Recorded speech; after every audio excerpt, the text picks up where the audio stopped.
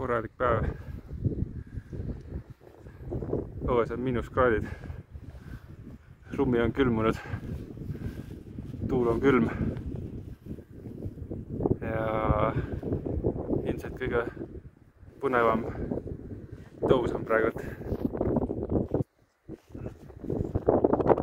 Siit tundmööda üles. Vähemalt midagi ohtlikku ei ole, et selline diagonaali minek oli natukene ärev, aga siit otse minnes on juba ilusad need jalaastumiskohad on ees, et sai täitsa hästi minna. Ja üllatus, üleval on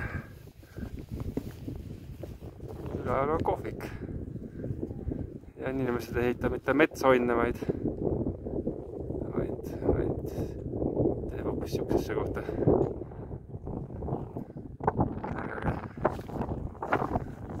Aga tõusele veel läbi, et jõuame siia selle siukse tasasema koha peale, siis on justkui esimene etapp tehtud. Ja siis hakkame seda kammedat mööda järjest vaikselt üles minema ja siis lõpus on niisugune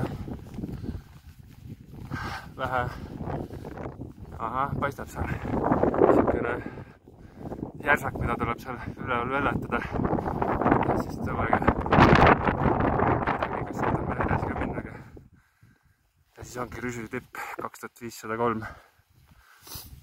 Noh, vist võib öelda, et selle reisi selline